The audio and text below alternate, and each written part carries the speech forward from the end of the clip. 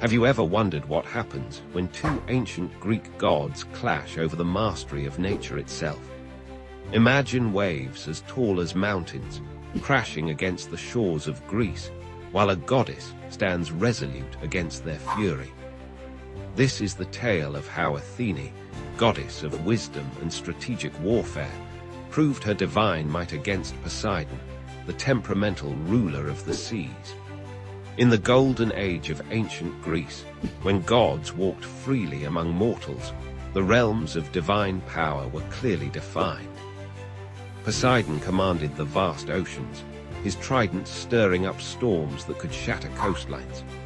Athene, born from Zeus's head, fully grown and armed, governed wisdom, strategic warfare, and the practical arts of civilization.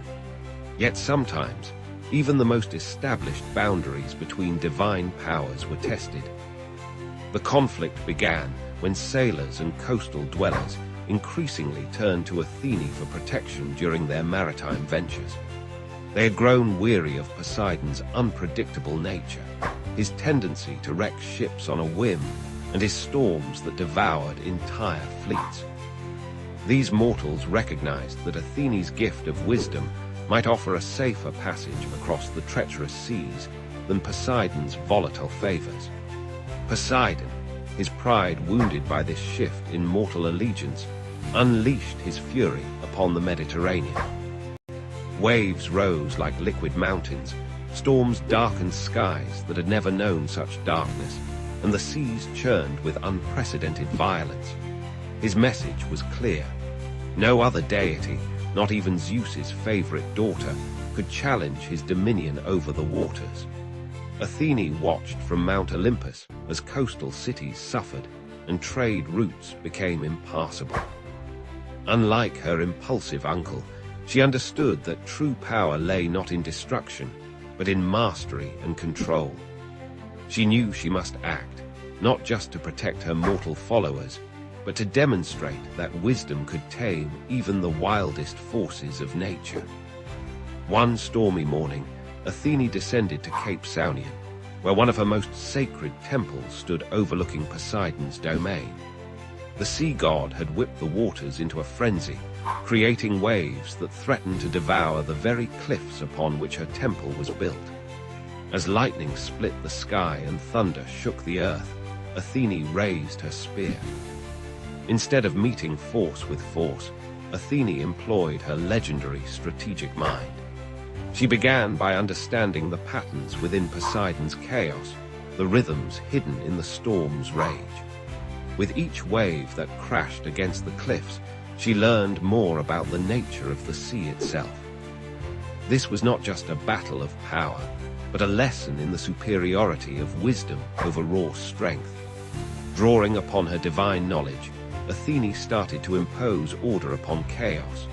She moved her spear in precise patterns, each gesture calculated to affect the water's movement.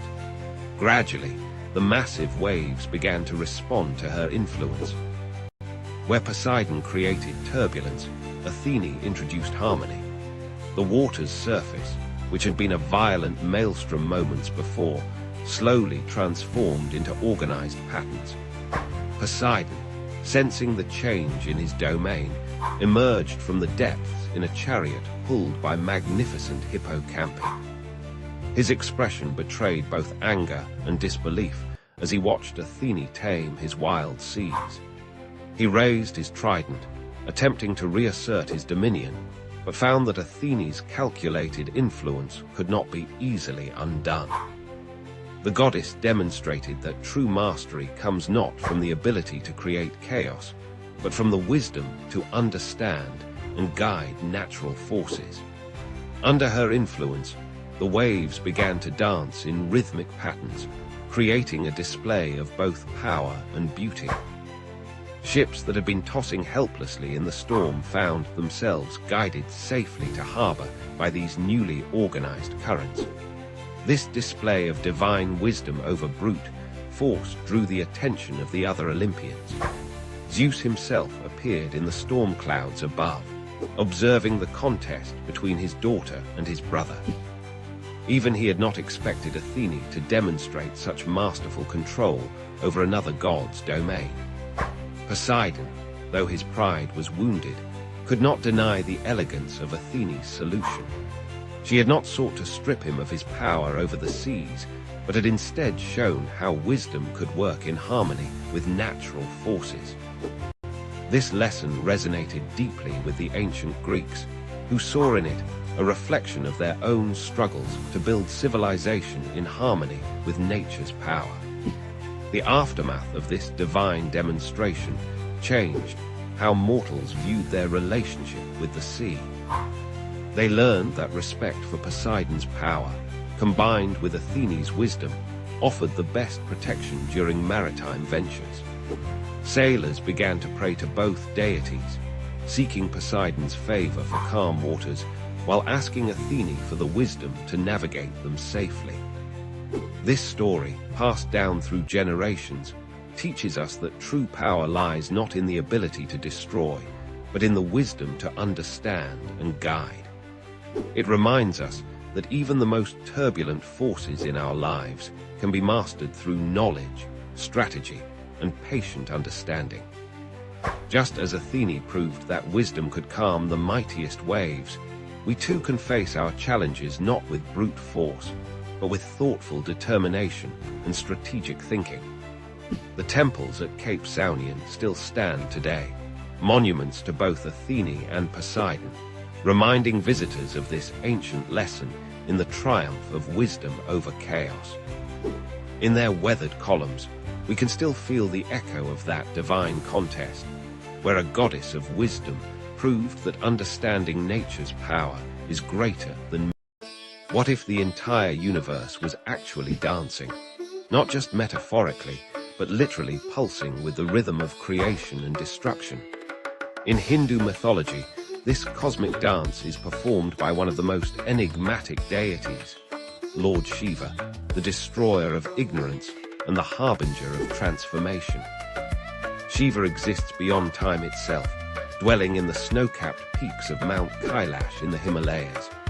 He is part of the divine trinity, along with Brahma the creator and Vishnu the preserver. While Brahma creates and Vishnu maintains, Shiva dissolves not just the physical universe, but also the ego, ignorance, and attachments that bind human consciousness. Picture Shiva in his most iconic form as Nataraja, the cosmic dancer. His dance, called the Tandava, represents the 5 activities of the cosmos: creation, preservation, destruction, concealment, and revelation. In his upper right hand, he holds the Damaru, a drum that beats the rhythm of creation. His upper left hand carries Agni, the fire of destruction. His lower right hand shows the Abhaya Mudra, bestowing protection, while his lower left hand points to his raised foot, symbolizing liberation. The circle of fire surrounding him represents the cosmic cycle of birth and death. Under his right foot lies the demon of ignorance, crushed by divine wisdom. This sacred image, found in temples and museums worldwide, has even been displayed at CERN, where scientists study the dance of subatomic particles, acknowledging the profound connection between ancient wisdom and modern physics. But Shiva is not just the cosmic dancer. He is also the perfect yogi, seated in deep meditation atop Mount Kailash. His body smeared with ash, wearing a tiger skin, with the crescent moon adorning his matted locks. He represents the ultimate renunciate. The ash reminds us that all material existence eventually returns to its basic elements. The snake around his neck symbolizes the Kundalini energy that yogis seek to awaken. Perhaps most striking is Shiva's third eye, centered on his forehead. This is not a physical eye, but the eye of wisdom that sees beyond duality. When opened, it can reduce desires and delusions to ashes, just as it once burned Kama, the god of desire, who dared to disturb Shiva's meditation.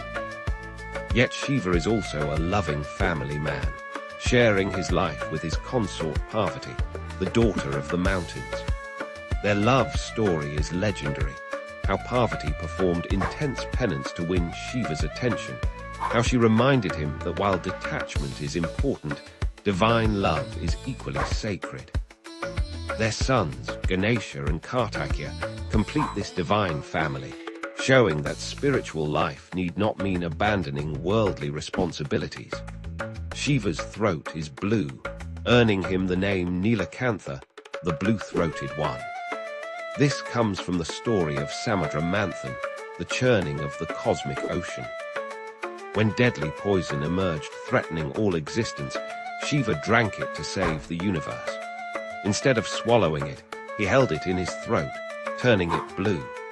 This teaches us that even poison can become medicine in the hands of the wise. Devotees worship Shiva through the lingam, a symbolic form representing the formless nature of the divine. The lingam, often set in a circular base called the yoni, represents the union of consciousness and energy, the divine masculine and feminine principles that pervade all creation. Shiva teaches us profound truths through his very appearance. His matted locks show that external beauty is meaningless. The Ganges flowing from his hair reminds us to let divine grace flow through us to serve others. The serpents around his body represent mastery over fear and desire. Even his vehicle, the bull Nandi, symbolizes Dharma, the eternal law that supports the universe. The mantra Om Namah Shivaya, I bow to Shiva, is chanted by millions daily. Each syllable represents an element: earth, water, fire, air, and space, plus the individual soul seeking union with cosmic consciousness. This simple yet powerful mantra is said to contain all wisdom. Shiva's message for our modern world is clear: transformation requires letting go. Just as he burns away impurities, we must be willing to release what no longer serves our growth. His meditation teaches us that peace comes from within, not from external achievements or possessions. His family life shows that we can be spiritual while fulfilling our worldly duties. In essence, Shiva represents the supreme paradox: the destroyer who is supremely compassionate, the ascetic who is the perfect lover, the fierce deity who is the most easily pleased. He reminds us that life's opposing forces, creation and destruction, love and detachment, material and spiritual, are not contradictions, but complementary aspects of the same divine dance. As we face personal and global transformations today, Shiva's eternal dance continues, inviting us to find rhythm in chaos, wisdom in destruction, and ultimately, liberation in letting go. For in Shiva's dance lies the secret of the universe. Eternal change is the only constant. What drives a legendary hero to destroy himself? In ancient Greece, even the mightiest warriors could fall victim to their own demons, and few tales illustrate this better than the tragic story of Ajax the Great. Picture the blood-soaked plains of Troy, where the greatest Greek warriors have fought for nearly a decade. The mighty Achilles has fallen, struck down by Paris's arrow. But amid the grief of his death, another battle is about to begin, not with swords and spears, but with words and wit. Ajax stands as one of the most formidable warriors in the Greek army. Second only to Achilles in strength and skill, his massive shield has become legendary among both Greeks and Trojans. Standing 7 feet tall, Ajax embodies the perfect warrior, brave, loyal, and unshakable in battle. Yet like many Greek heroes, his greatest strength will become his fatal flaw. At the center of our story lies Achilles' divine armor, forged by the god Hephaestus himself. This isn't merely military equipment, it's a symbol of supreme honor, a testament to greatness. With Achilles dead, the question burns in every warrior's mind: who deserves to inherit this legendary armor? 2 contestants step forward. Ajax, the powerful warrior who had fought beside Achilles countless times, saving Greek ships and soldiers with his mighty shield. And Odysseus, the clever king of Ithaca, whose strategic mind proved as valuable as any weapon. The contest between them would shake the very foundations of the Greek army. Before the assembled warriors and kings, both heroes plead their case. Ajax speaks of his battlefield prowess, his countless victories, the times he saved Greek lives through strength and courage. His words are direct, proud, reflecting his nature as a warrior who lets actions speak louder than words. But Odysseus, master of persuasion, weaves a different kind of spell. He speaks of cunning, of strategy, of wisdom in warfare. He reminds the Greeks how his intelligence helped them penetrate Troy's defenses. While Ajax fought with strength, Odysseus fought with mind, and in this contest, mind proves mightier than muscle. The judges, the Greek commanders themselves, make their choice. The divine armor goes to Odysseus. In that moment, something breaks within Ajax's proud heart. The warrior who never fell in battle falls victim to his own wounded pride. Rage and madness descend upon Ajax like dark storm clouds. That night, believing he's attacking the Greek commanders who slighted him, he slaughters a flock of sheep. In his delusion, he sees each animal as one of his former comrades, taking particular pleasure in torturing one he believes to be Odysseus. Dawn breaks, and with it comes clarity. Ajax awakens to find himself surrounded by dead livestock, his armor and hands stained with animal blood. The mighty warrior, who had never known fear, now faces something worse than death, shame. His reputation, the cornerstone of a Greek hero's identity, lies in tatters. Unable to bear the weight of his disgrace, Ajax plants his sword in the ground, the same sword once given to him by his enemy Hector. In his final moments, he delivers a powerful speech, calling upon the gods to witness his fate. Then, in an act that would echo through the ages, he falls upon his sword. The tragedy of Ajax teaches us timeless lessons about pride, honor, and the devastating cost of wounded dignity. In ancient Greek culture, a warrior's worth was measured not just by his strength, but by the recognition of his peers. When that recognition was denied, even the mightiest could fall. This story resonates across millennia because it speaks to universal human experiences. We all know the sting of rejection, the burn of wounded pride, the desperate need for recognition. Ajax's tale warns us about the dangers of letting pride overpower reason, of allowing personal slights to consume us. The influence of Ajax's story extends far beyond ancient Greece. His tale has inspired countless works of art, from ancient pottery to Renaissance paintings. Sophocles immortalized his tragedy in the play Ajax, one of the earliest and greatest Greek tragedies. Even today, psychologists use the term Ajaxian rage to describe explosive anger born of wounded pride.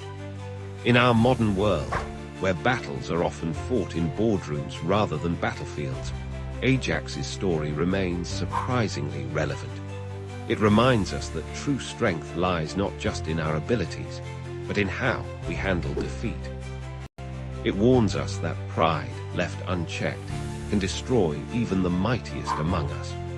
As we reflect on Ajax's fate, we're reminded that every hero has their breaking point. His story teaches us that sometimes the greatest battles we face aren't against external enemies, but against our own destructive emotions. In the end, Ajax fell not to Trojan spears or divine intervention, but to the most human of flaws, pride. Imagine waking up tomorrow with an extraordinary ability. Every object you touch reveals its complete history and future, playing like a movie in your mind. From the morning coffee mug showing its creation in a factory to the ancient ring predicting its fate centuries ahead. Suddenly, every item tells its story. But as we're about to discover, this power would transform our world in ways you'd never expect. Let's start with what seems obvious. Crime would change forever. Touch a murder weapon, and you'd instantly know who wielded it. Touch a stolen painting, and you'd see every hand it passed through. But here's where it gets interesting. Criminals would adapt. They'd start wearing special gloves, not to avoid leaving fingerprints, but to avoid imprinting their future actions onto objects. An entirely new branch of forensics would emerge, focusing on objects' stored memories rather than physical evidence. But the implications run deeper than crime solving. Imagine the antique market turning upside down overnight. That supposedly ancient vase, one touch reveals it was actually made last month in a basement in Ohio.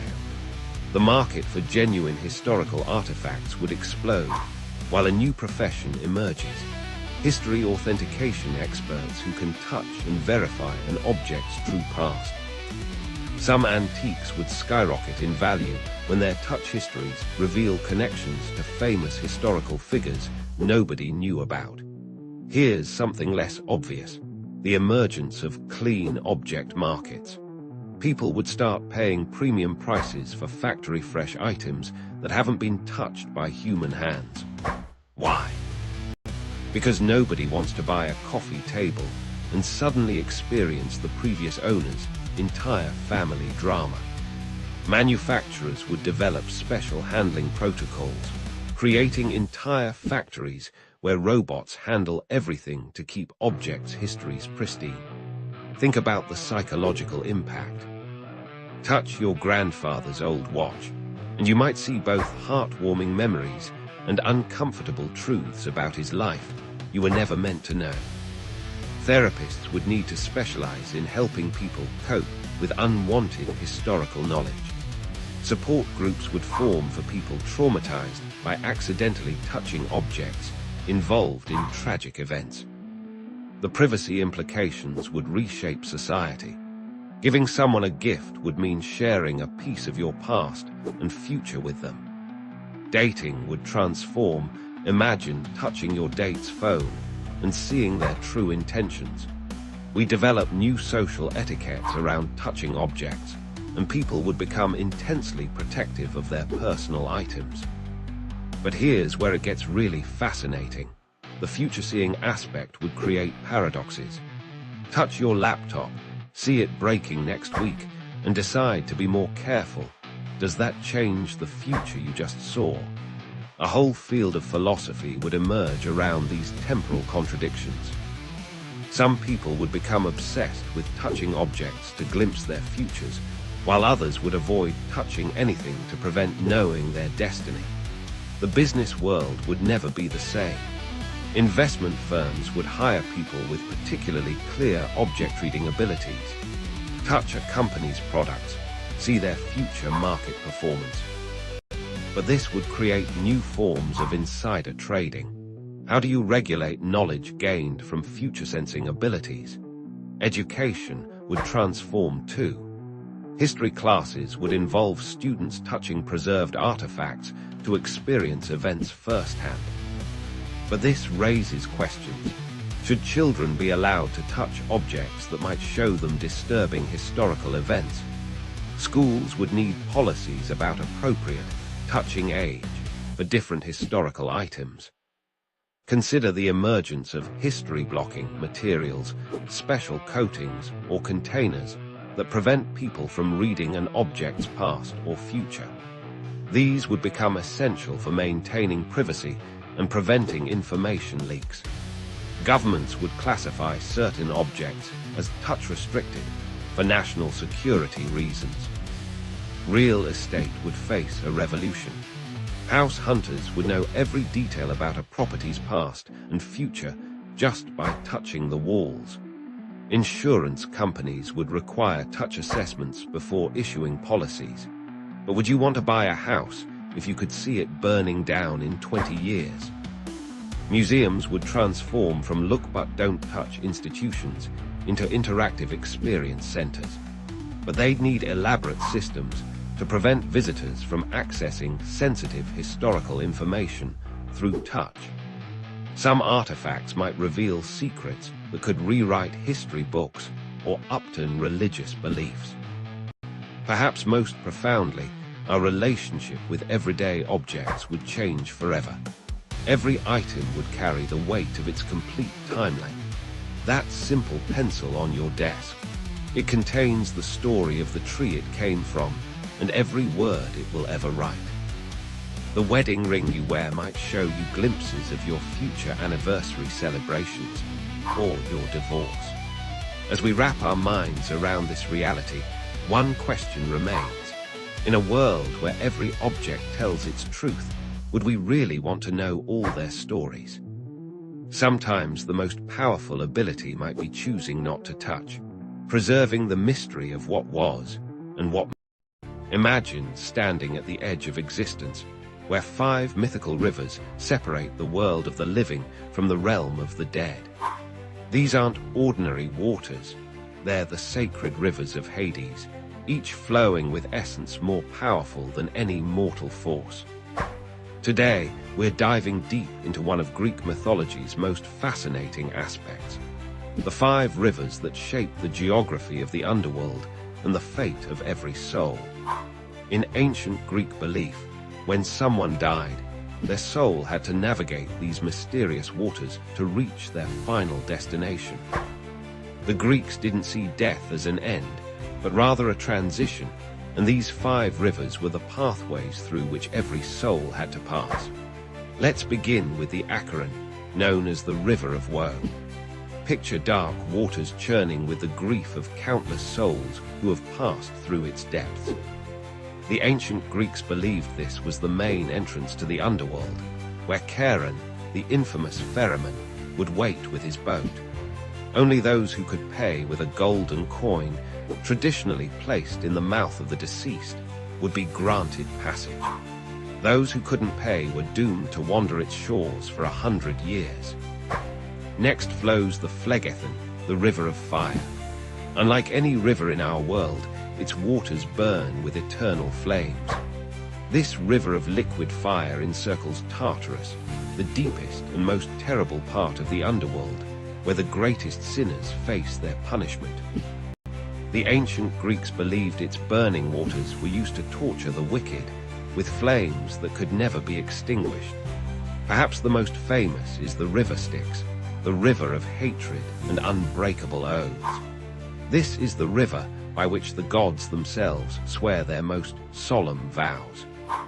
Legend tells us that when the goddess Thetis dipped her son Achilles into these waters, he became nearly invulnerable, except for his heel, which never touched the water. The Styx was believed to be so powerful that its waters could even dissolve metal, representing the absolute nature of divine promises.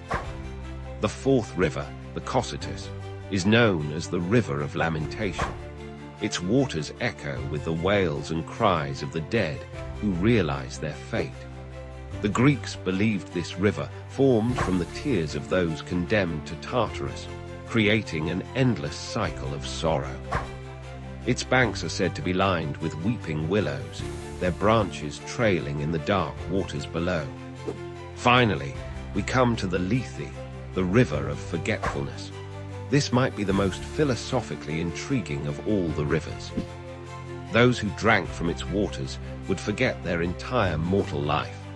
Every joy, every sorrow, every memory would be washed away. The Greeks believed this river was crucial for reincarnation, as souls preparing to return to the world of the living would drink from the Lethe to begin their new life with a clean slate. These rivers weren't just geographical features of the underworld. They represented fundamental aspects of the human experience with death. The Achilles embodied the sorrow of separation. The Phlegethon represented divine justice. The Styx stood for the finality of death and the weight of promises. The Cocytus reflected the natural grief of loss, and the Lethe symbolized the possibility of renewal and rebirth. The influence of these 5 rivers extends far beyond ancient Greece. Their names and meanings have permeated literature, art, and popular culture throughout history. Dante referenced them in his Divine Comedy, and countless artists have depicted their mysterious waters. Even today, we use phrases like Stygian darkness to describe something particularly gloomy or impenetrable. Modern psychology has found parallels between these rivers and the stages of grief. The Acheron represents denial and isolation, the Phlegethon anger, the Cocytus bargaining, the Styx depression, and the Lethe acceptance. This shows how deeply the ancient Greeks understood human nature and our relationship with mortality. The rivers also reflect the Greek understanding of justice and cosmic order. They believed that every action had consequences, and these rivers were part of the divine mechanism that ensured fairness in the afterlife. The wealthy couldn't bribe their way to a better fate, and the wicked couldn't escape their punishment. Today, as we face our own questions about mortality and justice, these ancient rivers continue to resonate. They remind us that every culture grapples with the same fundamental questions. What happens after death? How do we face our past actions? What does it mean to start anew? The 5 rivers of Hades stand as a testament to the sophistication of Greek mythology and its enduring relevance. They tell us that death isn't simply an end, but a complex journey through sorrow, justice, binding oaths, lamentation, and ultimately, the possibility of renewal. In their dark waters, we see reflected our own hopes, fears, and eternal questions about what lies beyond the veil of mortality. What lengths would you go to protect your love and kingdom? In ancient Greece, one remarkable queen's answer to this question became legendary, as she employed wit and wisdom to outmaneuver an army of suitors who threatened everything she held dear.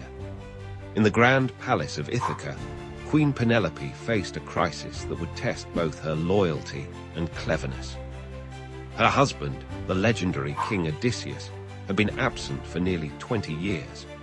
First, he'd gone to fight in the Trojan War, and then, due to the gods' interference, his journey home became an epic odyssey of its own. While tales of his adventures spread across the Mediterranean, Penelope's own story of resilience unfolded within the walls of their palace. As years passed without word from Odysseus, noble families from across Greece became convinced the king must surely be dead.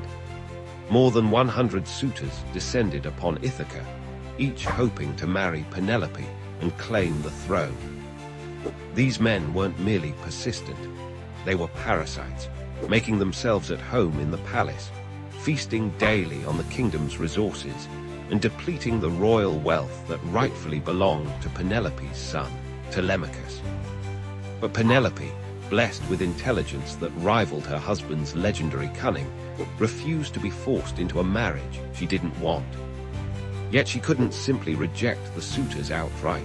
Doing so might provoke them into violence, endangering both her life and her son's claim to the throne. She needed a strategy that would buy her time while maintaining the delicate balance of power. That's when Penelope devised one of the most brilliant deceptions in Greek mythology. She announced to the suitors that she would choose a new husband, but only after she completed weaving a funeral shroud for Odysseus's elderly father, Laertes. This was a perfectly reasonable request. Preparing burial clothes for family members was a traditional duty of Greek noblewomen. The suitors could hardly object to such a pious act without revealing their true, dishonorable intentions. What the suitors didn't know was that Penelope had transformed this simple task into an ingenious trick. Each day, she would sit at her loom in full view of the palace, diligently weaving the elaborate burial shroud. But each night, by the light of torches, she would secretly unravel her day's work. This way, the shroud never neared completion, and Penelope kept her unwanted suitors at bay. For 3 years, this clever deception continued. While the suitors grew increasingly frustrated, none suspected the truth behind the never-ending weaving project. Penelope's hands worked tirelessly, weaving by day, unraveling by night, while her mind remained fixed on her beloved Odysseus, hoping against hope for his return. But as with many secrets in ancient Greece, the truth eventually came to light. One of Penelope's servants, perhaps seeking favor with the suitors, revealed her mistress's nightly unraveling. The suitors were furious at being outwitted by a woman, and their demands for her to choose a husband grew more aggressive. Yet even when her clever plan was discovered, Penelope remained steadfast. She had bought precious time, 3 years of maintaining her independence and protecting her son's inheritance. Her intelligence and determination had proven that she was every bit as resourceful as her famous husband. This tale resonates deeply with themes that remain relevant today. It speaks to the power of intellectual resistance against brute force, the strength found in quiet determination, and the importance of staying true to one's principles even when faced with overwhelming pressure. Penelope's weaving trick demonstrates how creativity and wit can be powerful weapons against those who rely solely on wealth and status. The story also challenges traditional gender roles in ancient Greek society. While the suitors attempted to claim power through aggressive pursuit and intimidation, Penelope maintained control through cunning and peaceful resistance. Her loom became both a symbol of traditional feminine duties and a tool of sophisticated political maneuvering.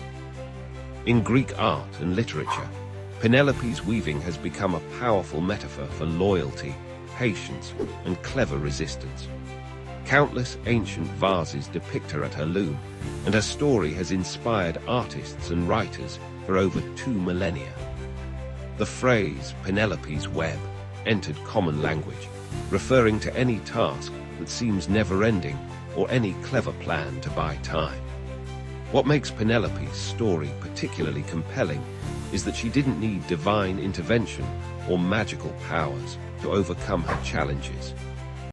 Unlike many Greek myths where gods and monsters dominate the narrative, Penelope relied entirely on her own intelligence and determination. She proved that sometimes the greatest power lies not in physical strength or divine favor, but in the quiet persistence of human ingenuity. Today, Penelope's tale continues to inspire. Her story reminds us that resistance doesn't always require grand gestures or open confrontation. Sometimes, the most effective strategy is patient, intelligent manipulation of circumstances, turning seemingly powerless positions into sources of strength. In a world that often celebrates immediate action and direct conflict, Penelope's careful, measured approach offers an alternative model of power and resistance that remains remarkably relevant. Thank you for watching. Please like, share, and subscribe for more amazing. Have you ever wondered if love could be so powerful that it could transform a mortal into a goddess? In ancient Greece, they told a tale that proved exactly that, the extraordinary story of Psyche and Cupid, where mortal beauty dared to challenge divine law, and love conquered all obstacles in its path. In a distant Greek kingdom, there lived a princess named Psyche, whose beauty was so breathtaking that people began worshipping her instead of Venus, the goddess of love and beauty. Mortals abandoned Venus's temples, leaving them covered in dust, while they flocked to catch a glimpse of Psyche's radiant face. Yet despite her divine-like appearance, Psyche felt desperately alone. No mortal man dared to court someone so beautiful they thought she must be a goddess. Venus, consumed by jealousy, devised a cruel plan. She commanded her son Cupid, the mischievous god of love, to make Psyche fall in love with the most hideous creature on earth. But fate had other plans. When Cupid saw Psyche, he was so startled by her beauty that he accidentally pricked himself with his own arrow of love. In that instant, the god of love himself fell hopelessly in love with the mortal princess. Concerned by their daughter's lack of suitors, Psyche's parents consulted an oracle of Apollo. The oracle's response was devastating. Psyche was to be left on a mountain, where a terrible monster would claim her as his bride. With heavy hearts, they followed the oracle's command. But instead of a monster, the gentle west wind carried Psyche to a magnificent palace floating among the clouds. In this magical palace, invisible servants attended to Psyche's every need. And each night, in complete darkness, her mysterious husband would visit her. He made one condition: she must never attempt to see his face. For a time, Psyche lived in perfect happiness, though she longed to know the identity of her loving husband. But happiness rarely stays unchallenged. Psyche's jealous sisters visited and planted seeds of doubt in her mind. They convinced her that her unseen husband must be the prophesied monster, plotting to devour her. One fateful night, consumed by curiosity and fear, Psyche lit a lamp while her husband slept. There she saw not a monster, but the breathtakingly beautiful god of love himself. In her surprise, Psyche's hand trembled, and a drop of hot oil fell on Cupid's shoulder. He awoke, and in his pain and betrayal, flew away, leaving Psyche alone in the now empty palace. The magical servants vanished, and the beautiful home crumbled to dust around her. But Psyche refused to accept defeat. If love could transform a god into a gentle husband, perhaps it could transform a mortal into someone worthy of divine love. Thus began Psyche's impossible quest to win back Cupid's love. Venus, still burning with jealousy, set 4 seemingly impossible tasks for the mortal girl. First, she had to sort a massive pile of mixed grains before sunset. Tiny ants, moved by her dedication, came to her aid. Next, she had to gather golden wool from violent, deadly sheep. A river reed whispered the secret of collecting wool caught in brambles instead. The third task required collecting water from the source of the river Styx, where dragons guarded the treacherous cliffs. Jupiter's eagle himself helped her complete this task, but the final challenge seemed truly impossible. Venus demanded Psyche journey to the underworld itself to bring back a portion of Prosperna's beauty in a box. Guided by a mysterious voice, Psyche navigated the dangers of the underworld. She avoided the temptation to help suffering souls, kept coins in her mouth for Charon the ferryman, and gave treats to Cerberus, the 3-headed guard dog. Yet after successfully completing her mission, curiosity once again got the better of her. Psyche opened the box, hoping to take a tiny bit of divine beauty for herself. But the box contained no beauty. Instead, it held the sleep of the dead. As Psyche fell into a death-like slumber, Cupid, who had been watching over her throughout her trials, could no longer stay away. His love for her had only grown as he witnessed her courage and determination. He wiped the deadly sleep from her eyes and pleaded with Jupiter to make their love legitimate. Moved by their devotion, Jupiter granted Psyche immortality. Even Venus, seeing how far a mortal would go for love, finally accepted their union. Psyche became the goddess of the soul, and her marriage to Cupid was celebrated with a grand feast on Mount Olympus. Their daughter was named Volupta's pleasure, symbolizing the union of love and the soul. This timeless tale reminds us that true love requires more than just physical beauty. It demands trust, courage, and perseverance. Psyche's journey from mortal to goddess shows us that love has the power to transform not just our circumstances, but our very being. Her story has inspired countless artists and writers throughout history, from ancient Roman frescoes to Renaissance paintings, and continues to captivate audiences today. In the end, Psyche and Cupid's story teaches us that the greatest obstacles to love often come from our own doubts and fears. Yet when we face these challenges with determination and faith, even the impossible becomes possible. After all, isn't that what love is all about? Believing in something greater than ourselves, even when the gods themselves seem to step. Have you ever wondered what it would be like to wield the power of lightning, command the seas, or rule the underworld? For the ancient Greeks, these weren't just flights of fancy. They were the very real powers of their gods and goddesses, beings who controlled every aspect of their world and still captivate our imagination today. Before there were gods, there was chaos. From this primordial void emerged the first divine beings, including Gaia, Mother Earth herself, and Uranos, the sky. Their children, the Titans, ruled the world until a new generation of gods, led by Zeus, rose to challenge them in an epic war that shook the foundations of the cosmos.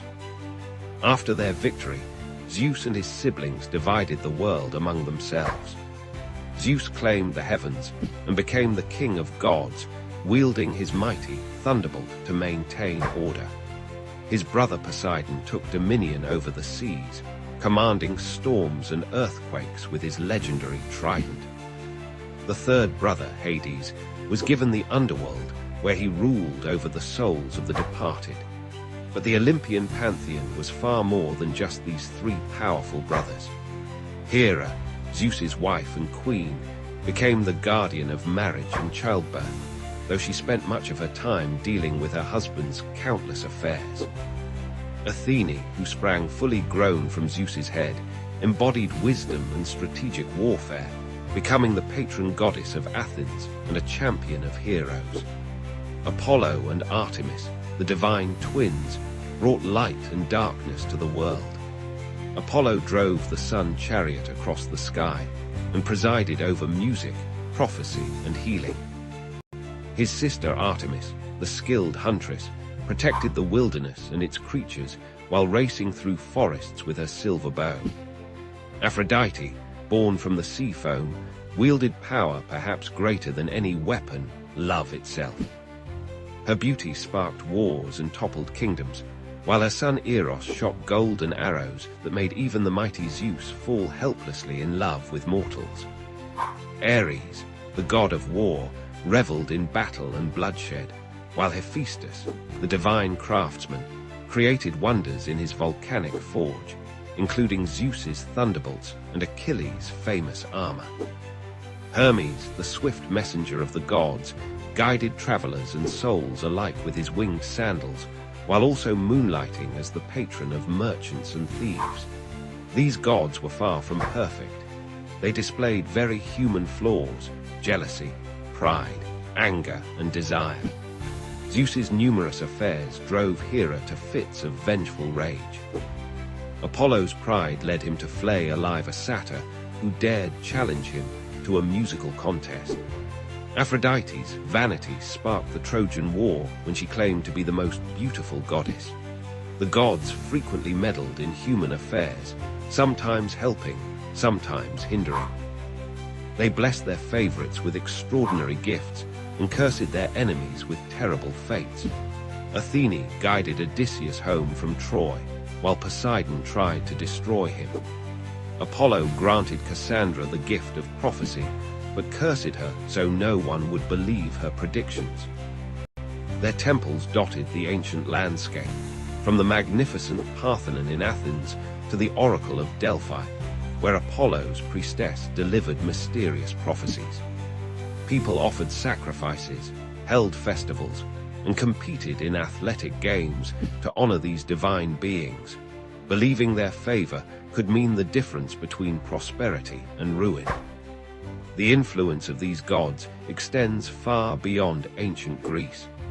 Their stories have inspired countless works of art, from Renaissance paintings to modern novels and blockbuster movies.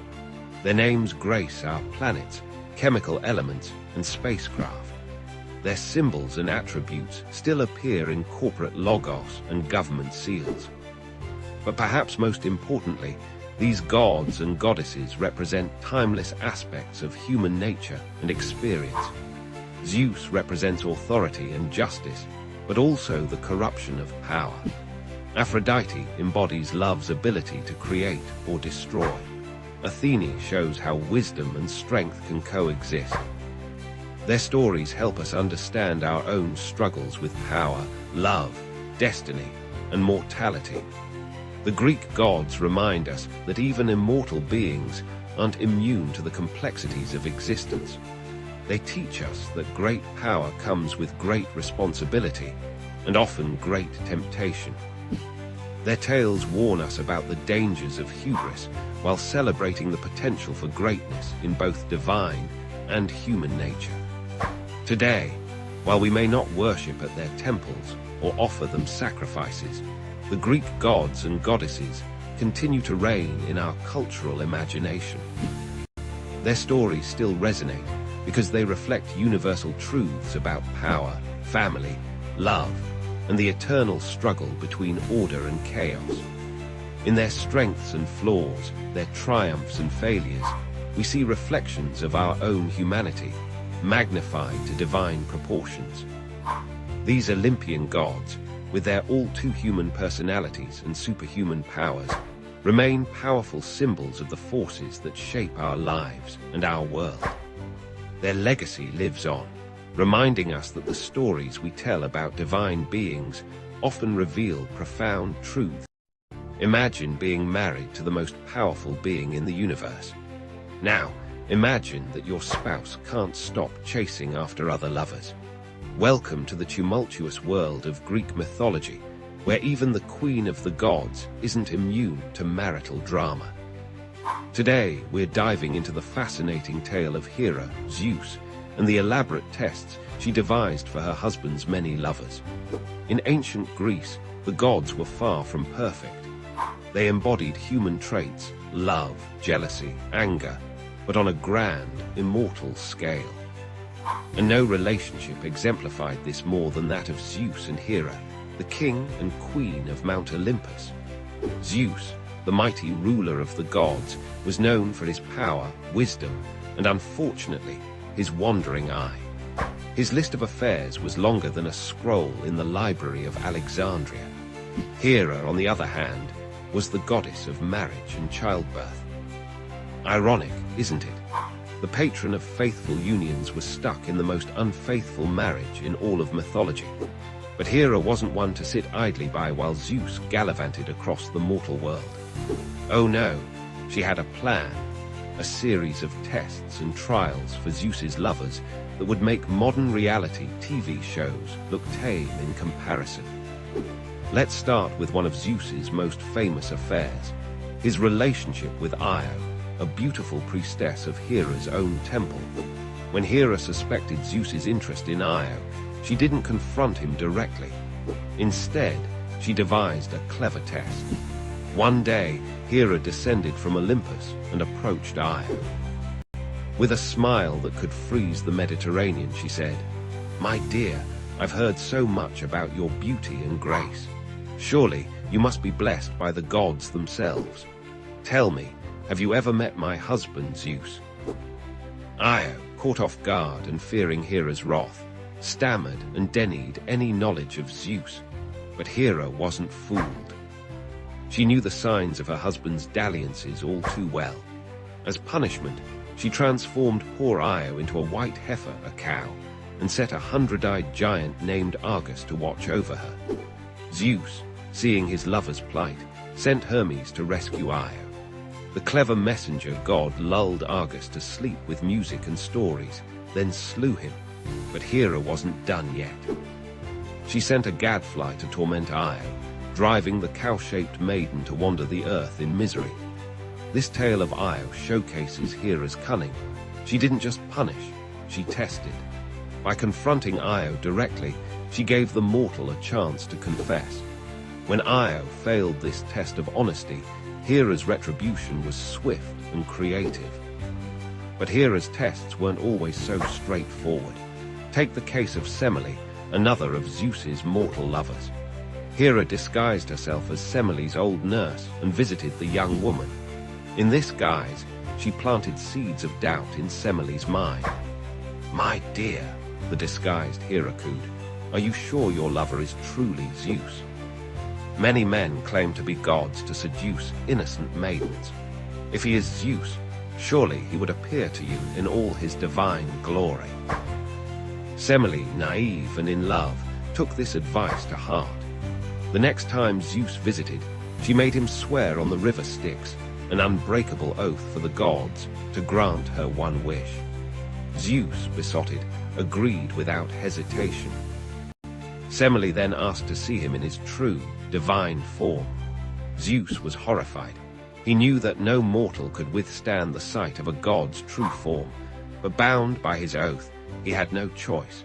He revealed himself in all his thunderous, lightning-wreathed glory. Poor Semele was instantly incinerated. This test was particularly devious. Hera used Semele's own insecurity and Zeus's rashness against them both. It wasn't just a punishment, it was a test of wisdom and restraint, one that both Zeus and Semele failed spectacularly. But perhaps Hera's most famous test was the one she devised for Heracles, Zeus's demigod son. From the moment of his birth, Hera despised Heracles as living proof of Zeus's infidelity. She sent 2 serpents to kill the infant Heracles in his crib, but the supernaturally strong baby strangled them with his bare hands. Realizing that direct action wouldn't work, Hera opted for a more insidious approach.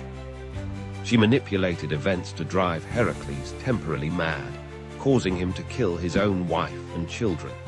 When Heracles came to his senses, he was devastated and sought redemption. This is where Hera's test truly began. She influenced the Oracle of Delphi to prescribe a series of seemingly impossible tasks for Heracles, the famous 12 labors. These included slaying the indestructible Nemean lion, capturing the Erymanthian boar, and cleaning the vast Augean stables in a single day.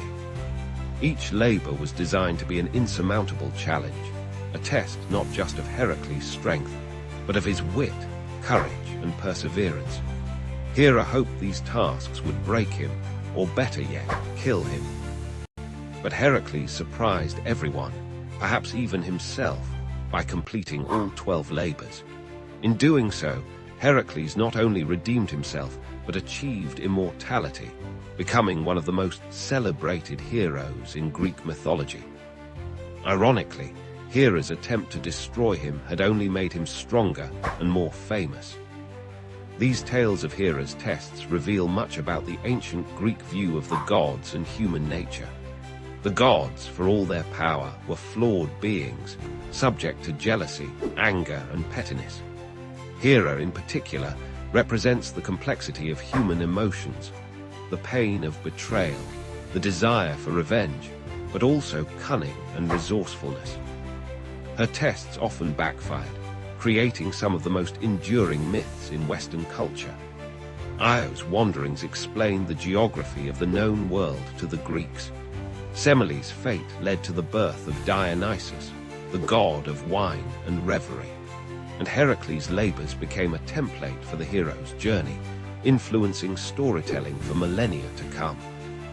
But these myths also serve as cautionary tales. They warn against the dangers of jealousy, the consequences of infidelity, and the unpredictable nature of divine intervention in mortal affairs. They remind us that even the most powerful beings can be undone by their own flaws, and that wisdom and restraint are as important as strength and cunning. In modern times, we might not believe in Zeus hurling thunderbolts or Hera transforming people into animals, but the themes these myths explore, love, jealousy, revenge, redemption, are as relevant today as they were thousands of years ago. We see echoes of Hera's tests in our own lives and culture. The reality TV shows where participants face outrageous challenges, the scandals that rock celebrity relationships, the workplace rivalries that spiral out of control, all of these have their roots in the same human dramas that played out on Mount Olympus. As we reflect on these ancient tales, we're reminded of the enduring power of mythology. These stories have survived for thousands of years because they speak to something fundamental about the human experience. They help us make sense of our world, our relationships, and our own complex emotions. So the next time you face a challenging situation or a test of your own, remember Hera and her divine trials. And ask yourself, How would you fare if the Queen of the Gods decided to test you? Thank you for watching, and please stay tuned for the next episode. Imagine a world where even gods must fight for recognition. This is the story of Manasa, the snake goddess who challenged the very foundations of divine hierarchy. In the celestial realms of Hindu mythology, where deities reign supreme and cosmic battles shape the universe, there existed a goddess unlike any other. Manasa, the serpent deity, born from the mind of the great sage Kashyapa, was destined for an extraordinary journey.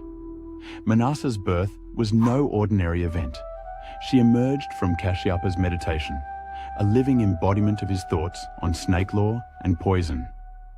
Her very essence was intertwined with these potent forces, making her a unique and formidable presence in the pantheon of gods.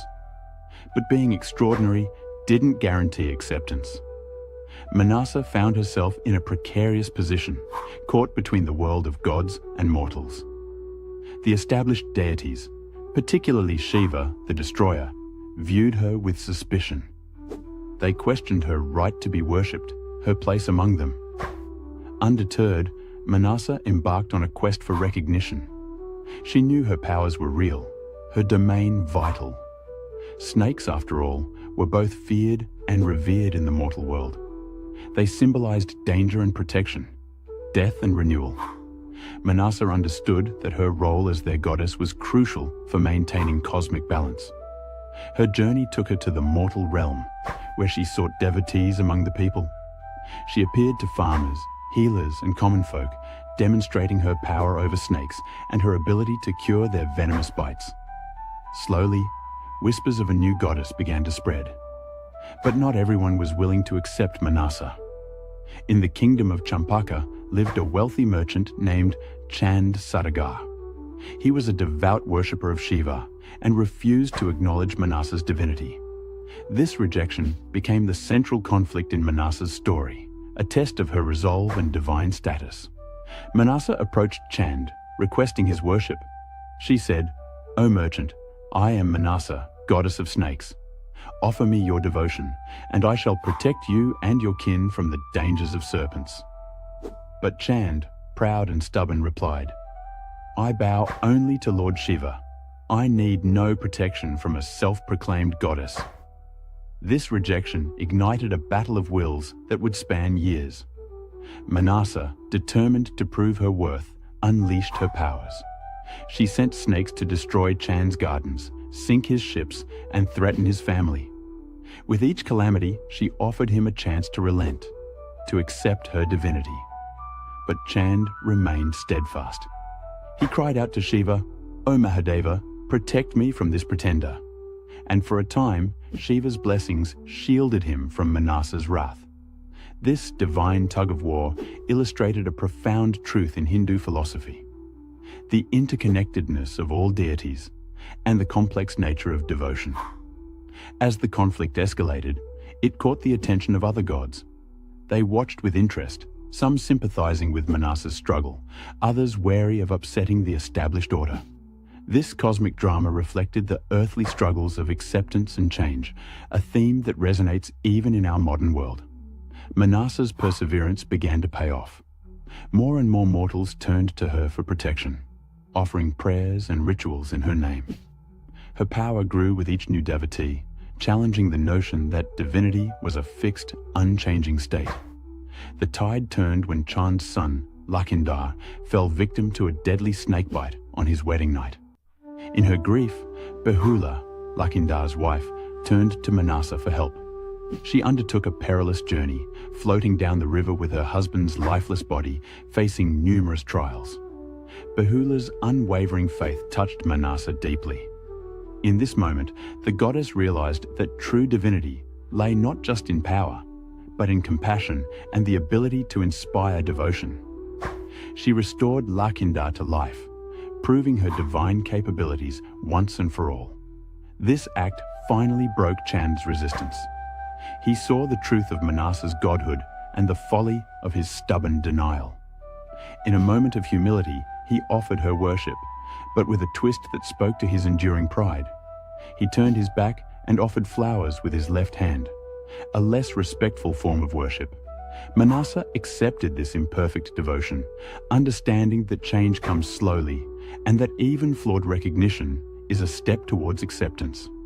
This teaches us a valuable lesson about tolerance and the gradual nature of spiritual growth. With Chand's acknowledgement, Manasa's position in the divine hierarchy was secured. She became known as Manasa Devi, a goddess of snakes, fertility, and protection. Her story spread throughout the land, inspiring devotion and respect. The tale of Manasa's struggle carries deep significance in Hindu thought. It illustrates the fluid nature of the divine pantheon, showing that new deities can emerge and gain acceptance. This reflects the adaptable, inclusive nature of Hinduism itself. Moreover, Manasa's journey embodies the concept of tapasya, or spiritual austerity. Through her persistent efforts and unwavering belief in her own divinity, she achieved her goal. This teaches us the power of determination and faith in achieving our life's purpose. The conflict between Manasa and Chand also highlights the tension between tradition and change, a theme relevant to all societies. It shows how established beliefs can be challenged and expanded, making room for new ideas and diverse perspectives. In the end, Manasa's story is one of empowerment. It tells us that even in the face of rejection and adversity, one can rise to claim their rightful place. It encourages us to persist in our goals, to believe in our inherent worth, and to seek recognition for our true selves. As we reflect on this ancient tale, we can draw parallels to our modern struggles for acceptance and recognition. Like Manasa, we too may face skepticism and rejection in our pursuits. But her story reminds us that with perseverance, compassion, and unwavering faith in ourselves, we can overcome any obstacle.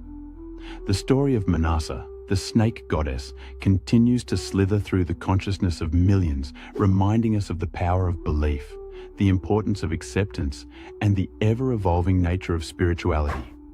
In her journey from obscurity to divinity, we find a timeless tale of triumph that still holds meaning in our rapidly changing